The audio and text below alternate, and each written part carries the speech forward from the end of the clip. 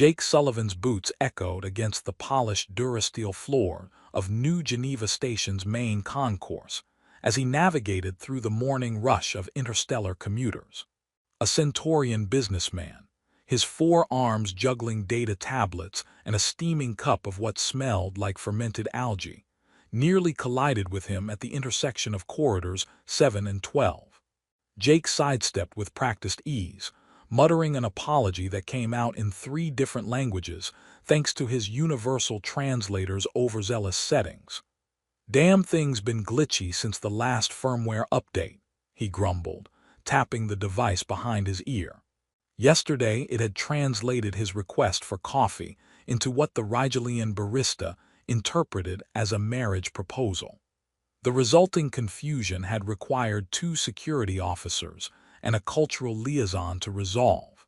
The Xenological Relations Office had assigned him another routine inspection, this time reviewing the cultural exchange protocols for the Andromeda silk merchants who'd recently set up shop in the trade district. Jake pulled up his tablet, scrolling through regulations about proper atmospheric pressure for their respiratory systems and acceptable humidity levels for their merchandise.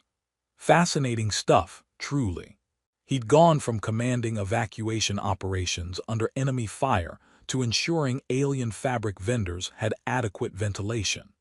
The trade district hummed with activity powered by fusion cells and quantum processors that kept the artificial ecosystem running smoothly. Environmental fields shimmered like heat mirages, creating pockets of different atmospheres for various species. Jake watched a group of Altarian children, their gills fluttering in the modified air mixture, chase each other between stalls selling everything from Tau Ceti spice blends to vegan crystal formations that allegedly enhanced telepathic abilities. He was reviewing import documentation when movement near the Andromedan silk vendors caught his peripheral vision. A woman stood with her back to him, examining a bolt of fabric that shifted colors in the artificial sunlight streaming through the station's massive viewports. Something about the way she moved, the tilt of her head as she studied the material, sent an electric jolt through his nervous system. Jake's tablet slipped from suddenly nerveless fingers, clattering against the deck plating. The woman didn't turn at the sound, too absorbed in her conversation with the Andromedan merchant, whose translation device was producing a series of melodic chimes and whistles. Jake bent to retrieve his tablet, never taking his eyes off her profile. The curve of her ear, elongated and pointed, marked her as non-human, but everything else about her seemed hauntingly familiar. "Molecular weaving techniques are fascinating," she was saying to the merchant, her voice carrying that distinctive melodic quality that made Jake's heart hammer against his ribcage. "The way you manipulate quantum fields to alter the fabric's refractive properties. It's essentially controlled matter transformation at the subatomic level." The Andromedan's response came through the translator as a burst of enthusiastic agreement, something about crystalline matrices and photon manipulation. Jake found himself moving closer, drawn by a gravitational pull he couldn't resist. The woman's hair fell in dark waves past her shoulders, and when she gestured toward a particularly iridescent section of silk, Jake caught a glimpse of her hands, long fingers that he remembered tracing star charts in the dim light of an emergency shelter. His breath caught. Those hands had gripped his uniform jacket with desperate strength while plasma fire lit up the sky above Kepler 438b. Those same hands had helped him jury-rig a communication array from salvaged parts while separatist forces closed in on their position. Jake was certain now, despite the years and the careful way she'd changed her appearance. Lyra Kalin, or whoever she was calling herself now. She turned slightly to examine another bolt of fabric, and Jake caught a partial view of her face. The same high cheekbones, the same determined set to her jaw that he remembered from their desperate flight through the colony's burning research facilities. But when her gaze swept across the crowded marketplace, it passed over him like he was just another face in the throng of traders and tourists. No recognition, no spark of memory, nothing. Jake stood frozen as she completed her transaction with the Andromedan, accepting a small package wrapped in traditional molecular-bonded packaging that would preserve the fabric's quantum properties. She moved through the crowd with fluid grace, her steps carrying the subtle alertness of someone who'd been trained to notice threats, to calculate escape routes, to survive. He wanted to call out to her, to bridge the years and the carefully constructed distance between them with a single word. But what would he say? Remember me. I'm the guy who carried you through enemy fire while you babbled about xenobiological research protocols and cried into my shoulder. That would go over well. Instead, Jake watched her disappear into the crowd near the transport hub, her figure becoming just another silhouette among the hundreds of beings moving through the station's corridors. The hum of translation devices and the distant thrum of the station's massive fusion engines filled the silence she left behind. "Sir." The Andromedan merchant was addressing him, its translator producing concerned warbles. "You appear distressed. Are you experiencing atmospheric incompatibility?" Jake blinked, realizing he'd been standing motionless for several minutes, staring at the spot where Lyra had vanished. "No, I'm fine. Just thought I recognized someone." "Ah," the merchant replied, its eye stalks swiveling in what Jake's cultural training identified as sympathetic understanding. "Memory can be cruel companion in vast galaxy. Many beings carry faces from past like cargo too heavy to discard." "Yeah," Jake muttered, tucking his tablet under his arm. "Something like that." He completed his inspection with mechanical efficiency, checking atmospheric readings and reviewing import documentation, while his mind replayed every detail of that brief encounter. Had she really not recognized him, or was she simply better at hiding her reactions than he was? The woman he remembered had been brilliant at compartmentalizing, at pushing personal feelings aside to focus on immediate survival needs. Maybe she'd gotten even better at it. The rest of his shift passed in a blur of administrative tedium. Jake filed his reports, updated the cultural exchange database, and attended a briefing about new regulations for transporting Bellatrix quantum crystals.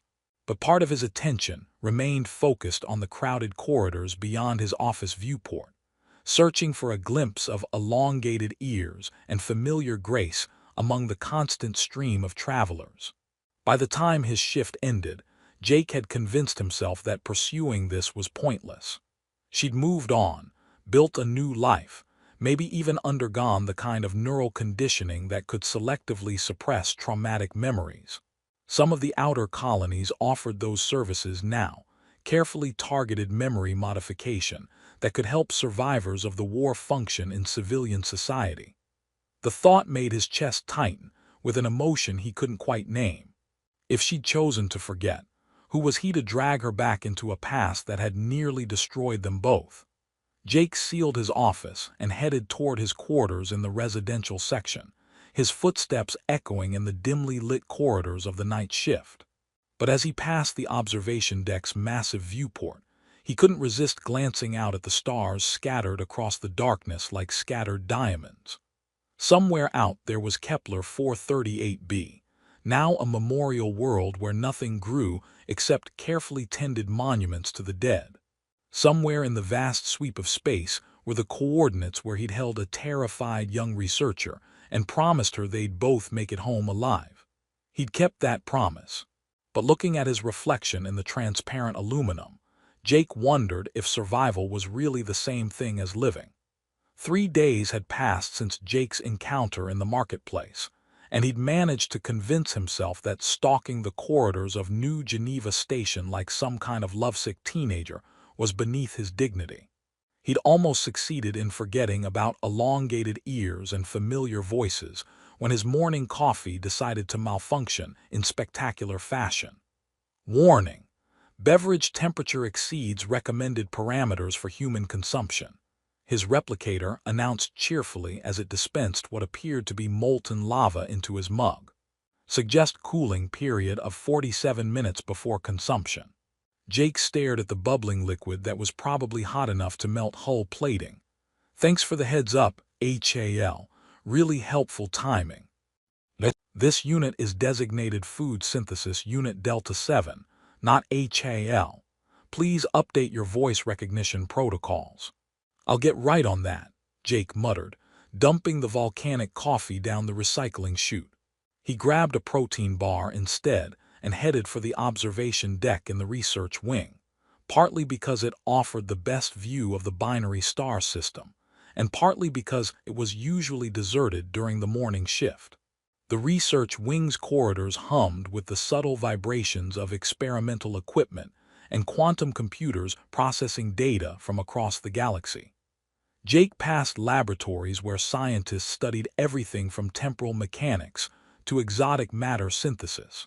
A sign on one door warned about probability fluctuations in progress in 17 languages, which seemed like the kind of thing that should come with hazard pay. The observation deck stretched out before him, a transparent aluminum dome that offered an unobstructed view of space. The twin suns of the Kepler 442 system cast prismatic light through the station's rotating sections, creating rainbow patterns that shifted as the massive structure spun to generate artificial gravity. Jake had discovered this spot during his first week on the station, when the adjustment to civilian life had him wandering the corridors at all hours. He was halfway through his protein bar, which tasted like recycled cardboard with a hint of synthetic vanilla, when he heard footsteps on the metal decking behind him. Jake turned, expecting to see another early morning insomniac seeking solitude among the stars. Instead, he found himself face to face with the woman who'd been haunting his thoughts for 3 days. She stood near the entrance, hands clasped behind her back, studying the view with the intensity of someone conducting a scientific survey. The morning light streaming through the viewport highlighted the subtle points of her ears and cast shadows that emphasized the familiar curve of her cheekbone. Today she wore a standard-issue research uniform, complete with the kind of data tablets and sensor equipment that marked her as serious academic personnel. Jake's protein bar turned to sawdust in his mouth. He forced himself to swallow and cleared his throat. Incredible view, isn't it? The way the binary system creates those gravitational lensing effects around the trade routes. She glanced at him, and Jake caught a flicker of something in her expression. Not recognition exactly, but a heightened awareness that hadn't been there in the marketplace. The stellar mechanics are fascinating, she agreed, moving closer to the viewport. Though I'm more interested in the way the radiation patterns affect biological systems. The cosmic ray bombardment in this region creates unique evolutionary pressures. Xenobiology. Jake kept his voice carefully neutral, though his pulse was hammering against his collar. Among other things, I'm Dr. Lyra Voss. She extended her hand, and Jake shook it, noting the way her grip lingered just a fraction longer than professionally necessary.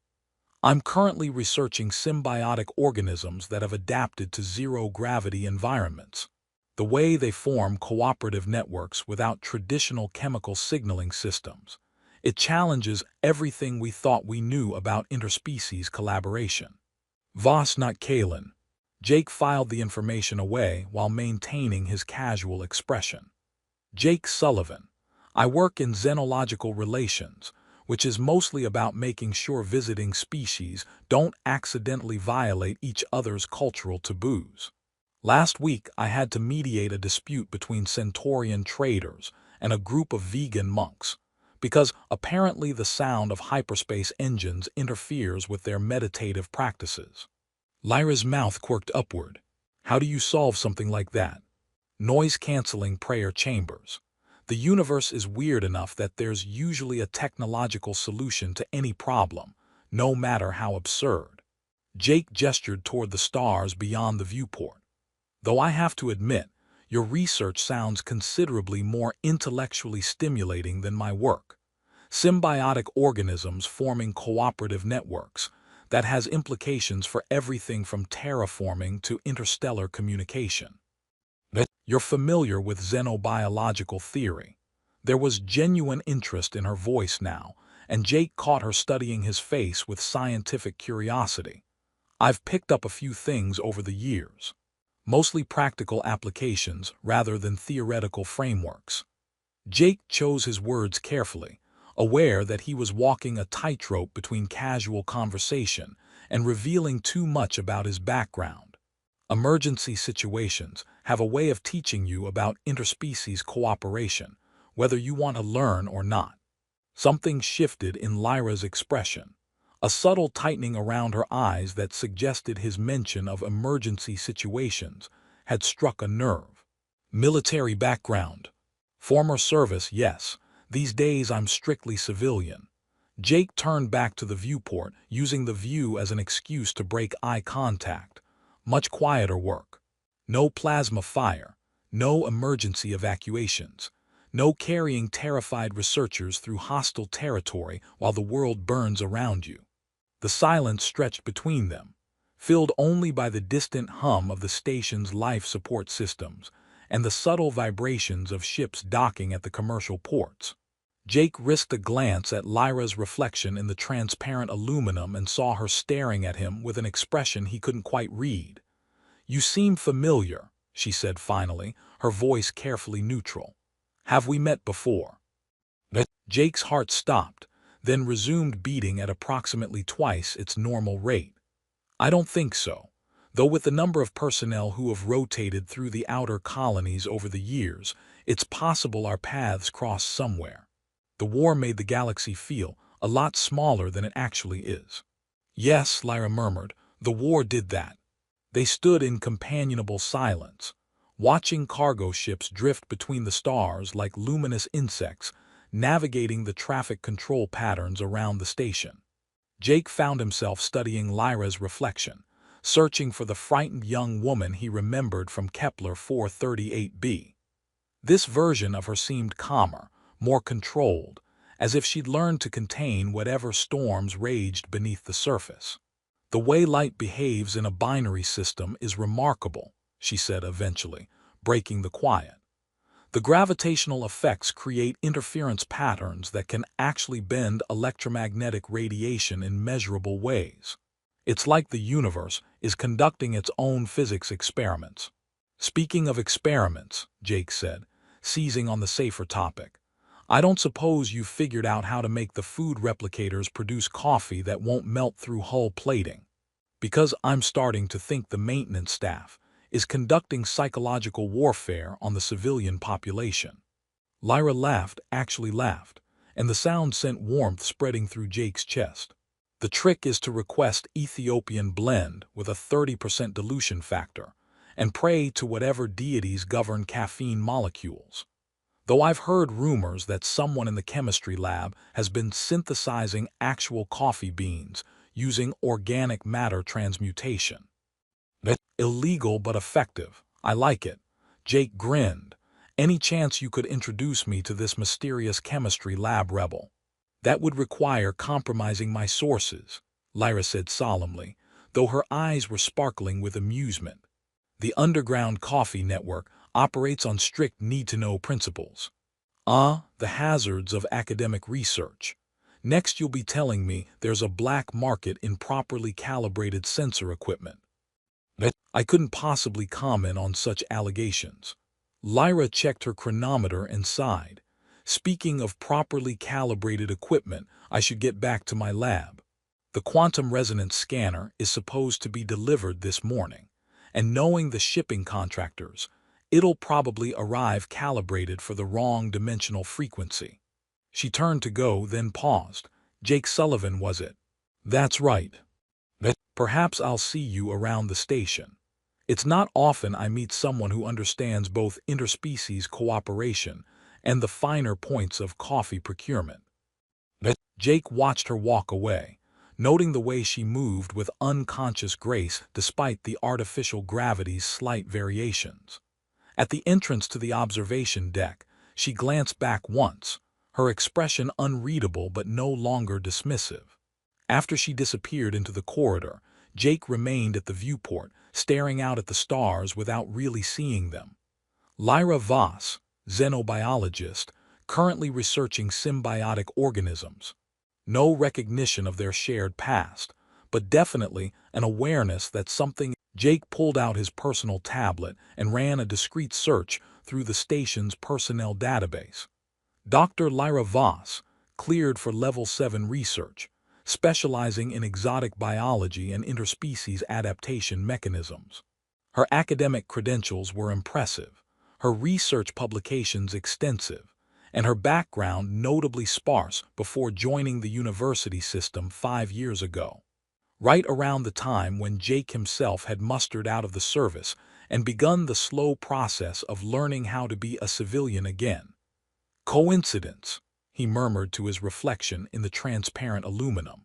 But even as he said it, Jake knew that in a galaxy where faster-than-light communication operated on quantum entanglement principles, and some beings could manipulate probability itself, coincidence was often just another word for pattern recognition failure.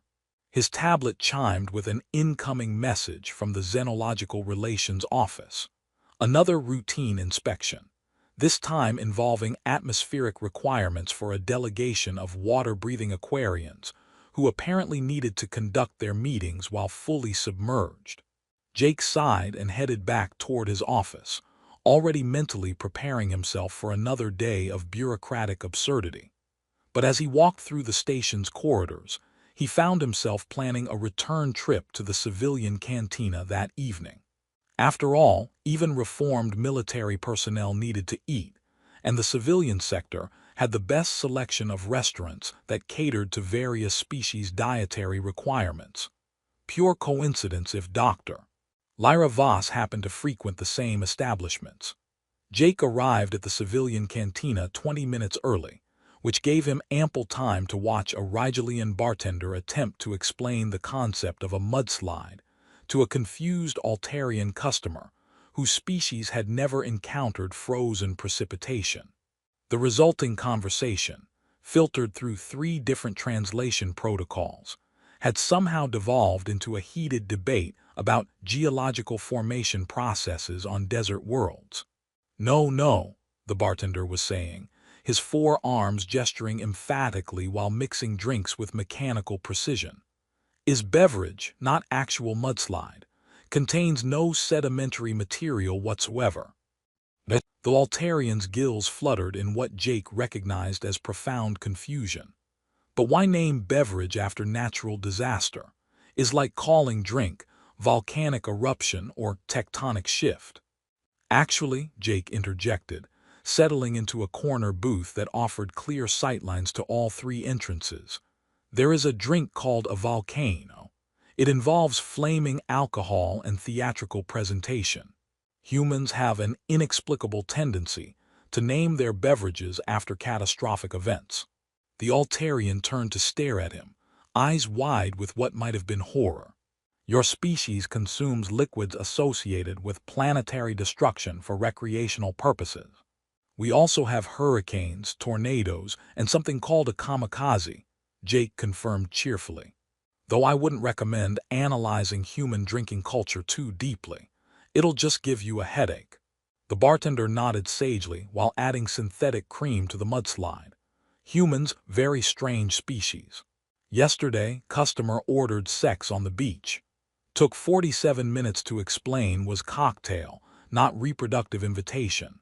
Jake was still chuckling when Lyra walked through the main entrance, and his amusement died a quick death as his nervous system went into full alert mode. She changed from her research uniform into civilian clothes, dark pants, and a fitted jacket that somehow managed to make her look both more approachable and more alien simultaneously. The cantina's environmental fields adjusted automatically to accommodate the various species present, creating subtle shifts in lighting and atmosphere that highlighted the elegant curve of her elongated ears. She spotted him immediately, which suggested either excellent situational awareness or that she'd been looking for him specifically. Jake raised his hand in greeting, and she made her way through the crowd of mixed species toward his booth. "I hope I'm not late," she said, sliding into the seat across from him. The quantum resonance scanner arrived 3 hours behind schedule and calibrated for the wrong dimensional frequency, just as predicted. Spent most of the afternoon convincing it that our universe operates on standard spacetime parameters. Let me guess, it kept trying to scan for parallel dimension fluctuations. Lyra's eyebrows rose slightly. Impressive.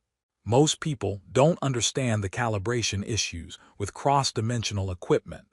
Jake signaled the bartender while carefully maintaining his casual expression. You pick up strange knowledge in the service.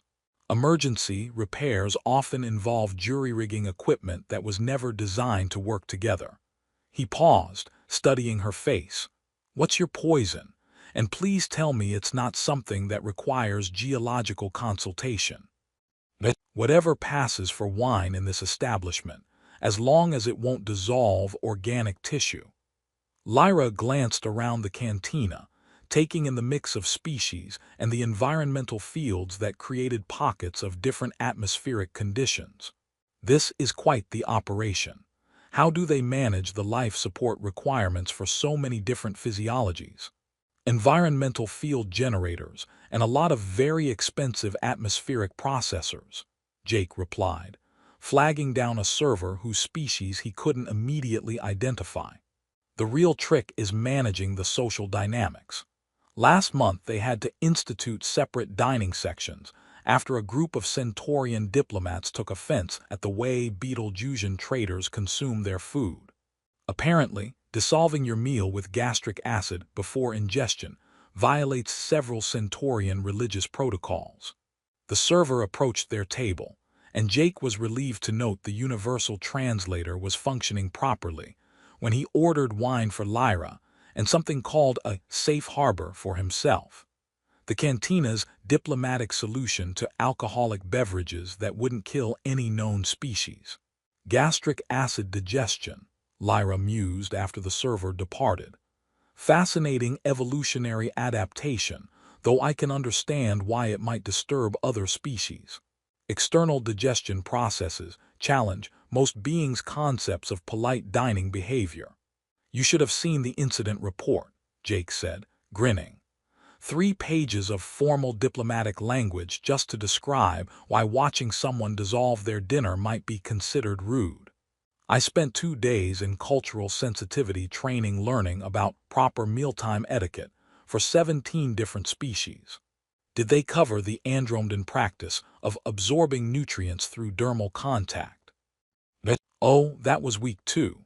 Along with the Tau Ceti custom of sharing meals telepathically and the vegan tradition of photosynthetic fasting. Jake leaned back in his booth, feeling some of the tension leave his shoulders as their conversation settled into comfortable territory. Sometimes I think xenological relation is just elaborate babysitting for adults with plan-attending capabilities. Their drinks arrived, delivered by the same server who managed to navigate between tables without disturbing any of the environmental fields. Lyra lifted her wine glass, examining the liquid with scientific interest.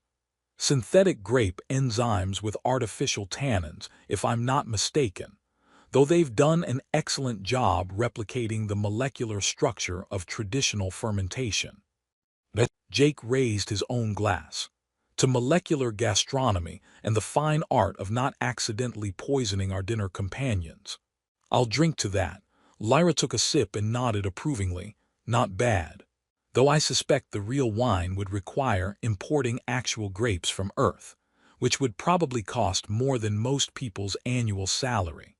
The shipping costs alone would be astronomical, plus the preservation requirements for organic matter during hyperspace transit.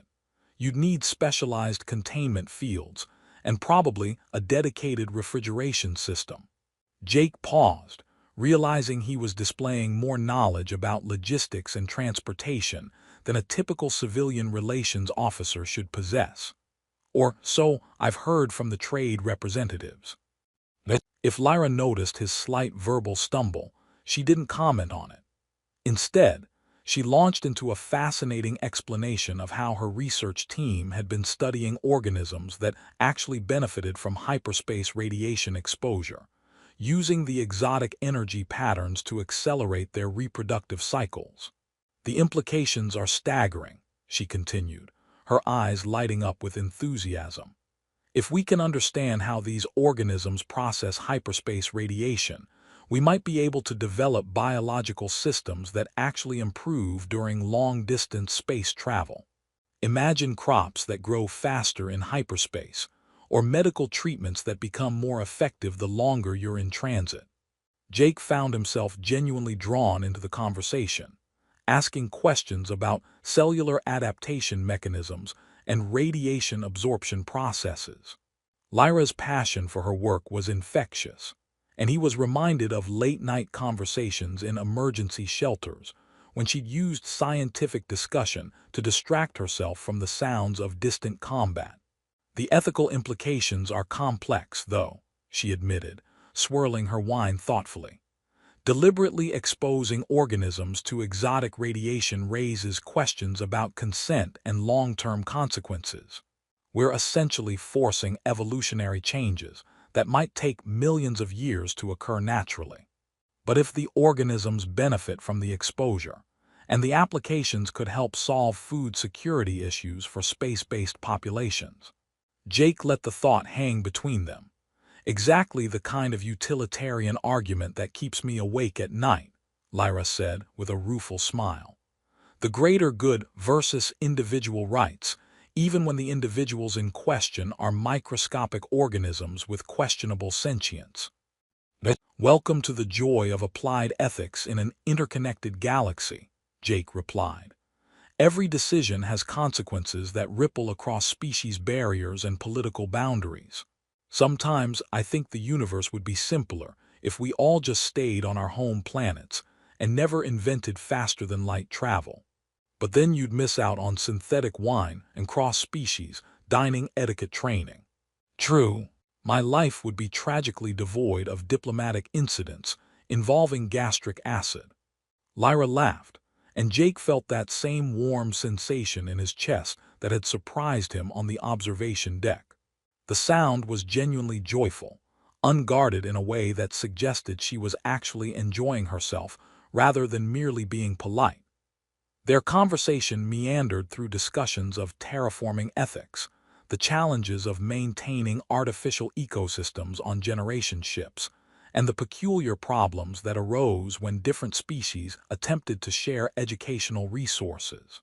Jake found himself sharing stories about bureaucratic mishaps and cultural misunderstandings, while Lyra contributed tales of laboratory disasters and equipment malfunctions that bordered on the absurd. The worst part, she said, describing an incident involving contaminated cell cultures and a malfunctioning sterilization system, was explaining to the department head why our entire research lab smelled like fermented Altarian seaweed for 3 weeks. The cleaning staff refused to enter the building. At least your professional disasters only affect one laboratory, Jake countered.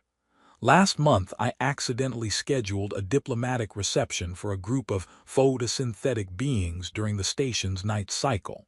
Spent 4 hours in emergency meetings, trying to explain why our guests were essentially starving in the dark.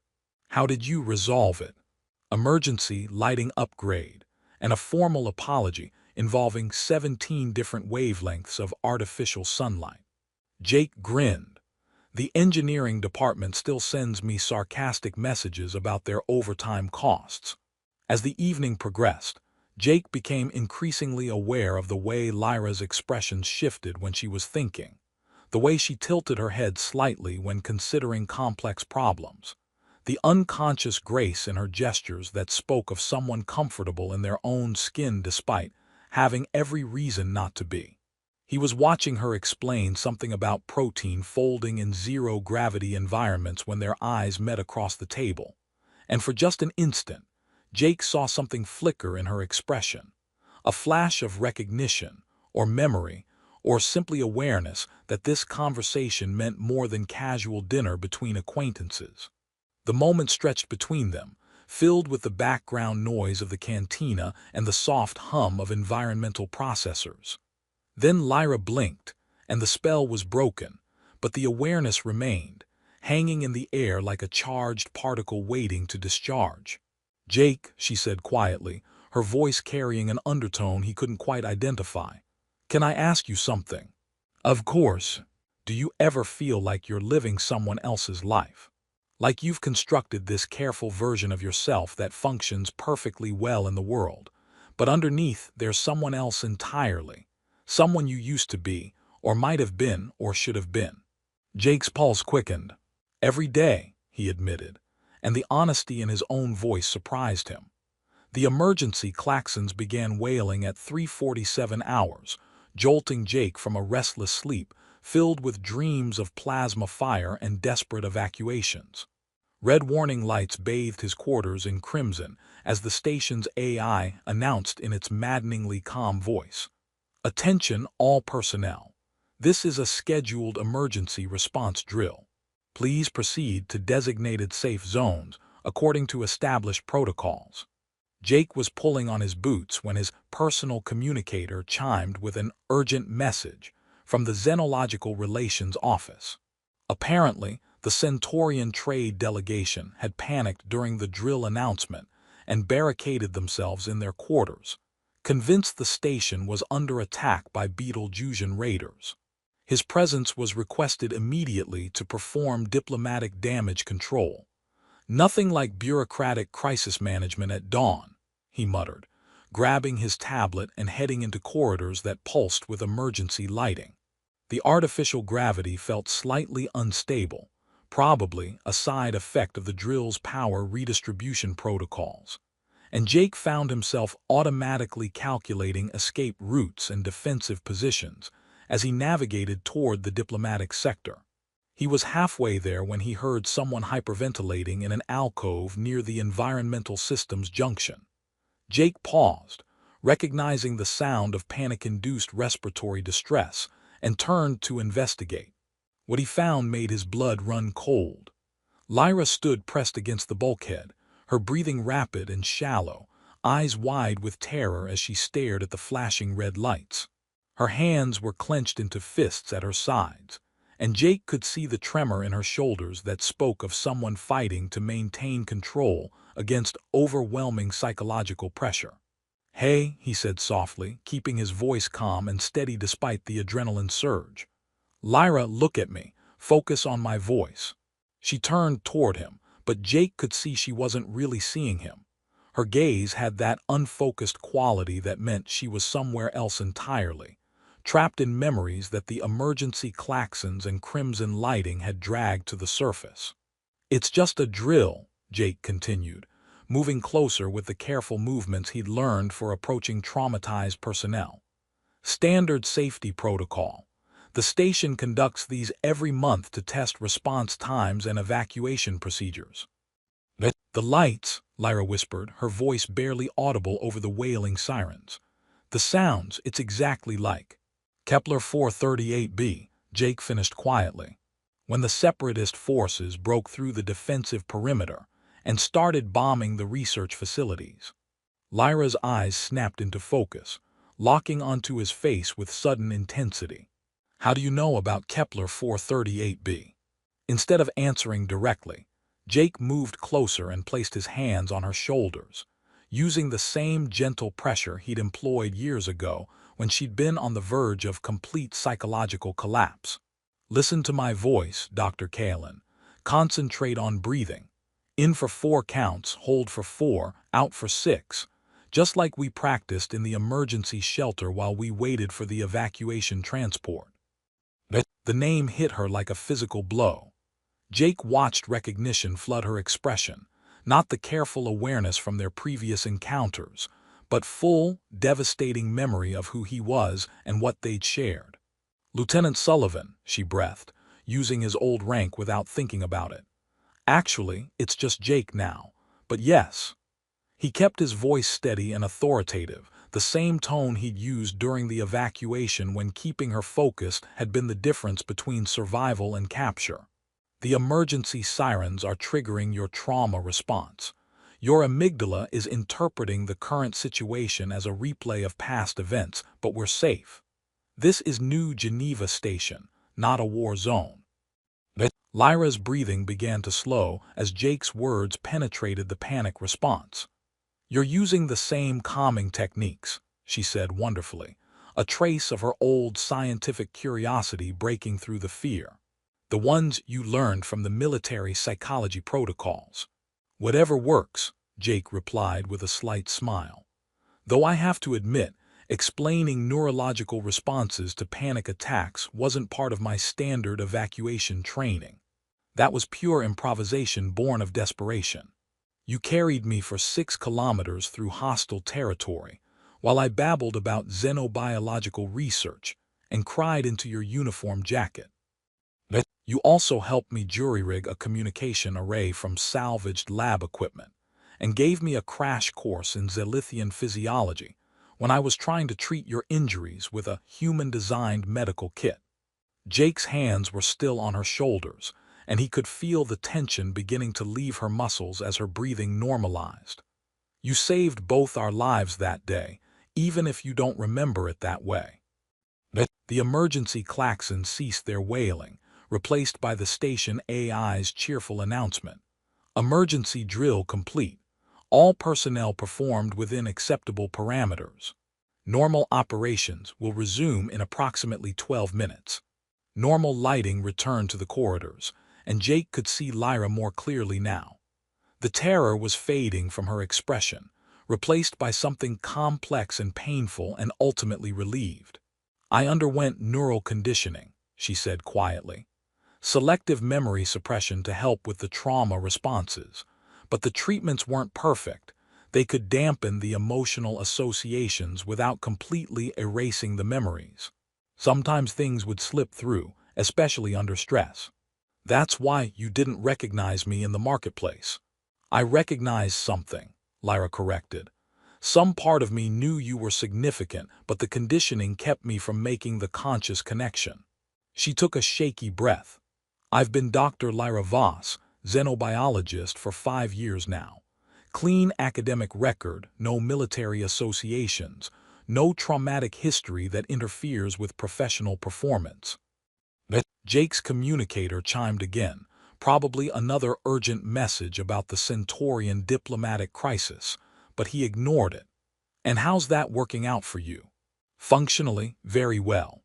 I've published 17 papers, contributed to 3 major research projects, and established myself as a respected scientist. Lyra's smile was rueful. Personally, I've been living someone else's life, while pretending the person I used to be never existed. I know the feeling, Jake admitted. Though my approach was less high-tech, I just moved to the most boring civilian job I could find and hoped bureaucratic tedium would be sufficient anesthesia. But has it been? Not particularly. Turns out you can't actually forget who you are, no matter how hard you try to bury it under paperwork and cultural sensitivity training. Jake's communicator chimed a 3rd time, and he glanced at it with irritation. Speaking of which, I apparently have a diplomatic emergency involving panicked Centaurians who think the station is under attack. Lyra laughed, actually laughed, despite everything. The 4-armed traders from the Alpha Centauri system, they're probably convinced this was a Betelgeusian plot to destabilize their trade negotiations. That's remarkably specific. I had to mediate a similar incident 3 months ago when a power fluctuation in their quarters triggered their prey-species threat responses. Took 2 hours and a formal apology from the station commander to convince them it wasn't deliberate sabotage. Jake stared at her. You work in diplomatic relations too. Xenobiological consultant for interspecies conflicts. Turns out understanding how different physiologies process stress and fear is remarkably useful for preventing diplomatic incidents. Lyra's expression grew thoughtful. We've probably been working parallel cases for months without realizing it. The universe has a twisted sense of humor, Jake muttered, then looked at her seriously. Lyra, and I'm assuming you're keeping the name Voss for professional reasons. What happens now? We can't exactly pretend this didn't happen. No, we can't. She was quiet for a moment, considering, but maybe that's not such a bad thing. I've spent 5 years trying to be someone else, and it's been lonely. Functional, but lonely. Maybe it's time to stop running from who I used to be and figure out how to integrate both versions of myself. Jake's communicator chimed again, this time with what sounded like an emergency tone. He glanced at it and winced. The Centaurians have now barricaded their entire delegation in the conference room and are demanding military escort back to their homeworld. I really need to go handle this before it escalates into an interstellar incident. Need a xenobiological consultant? Lyra asked with a slight smile. I happen to be an expert in Centaurian stress responses, and I suspect my clearance level gives me access to their psychological profiles. Jake felt something tight in his chest begin to loosen. You know what? I think that might be exactly what this situation needs. They walked together through the station corridors, past the environmental systems, and through the diplomatic sector, where various species maintained their carefully controlled atmospheric zones. Jake found himself noticing details he'd missed before.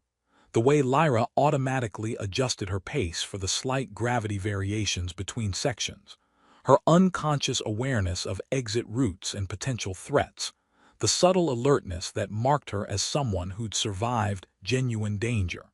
Jake, she said as they approached the Centaurian delegation's quarters. Yeah. For what it's worth, I think Lieutenant Sullivan and Dr. Kalin did pretty well, considering the circumstances. Maybe they deserve better than being buried under assumed identities and bureaucratic paperwork. Maybe they do, Jake agreed. Though I have to admit Jake Sullivan and Dr. Lyra Voss make a decent team for handling diplomatic crises involving panicked alien traders. Is that what we're calling ourselves now, a team? Jake paused at the entrance to the diplomatic quarters, considering the question seriously. I don't know what we're calling ourselves, but whatever it is, it feels more honest than what we've been doing for the past 5 years. Lyra nodded, and Jake caught that flicker of recognition in her expression again. Not the traumatic flashback from earlier, but something warmer and more hopeful. Then let's go save some Centaurians from their own prey-species responses, and see where honesty takes us. As they approached the sealed conference room where four-armed traders were undoubtedly having collective panic attacks, Jake realized that, for the first time since mustering out of the service,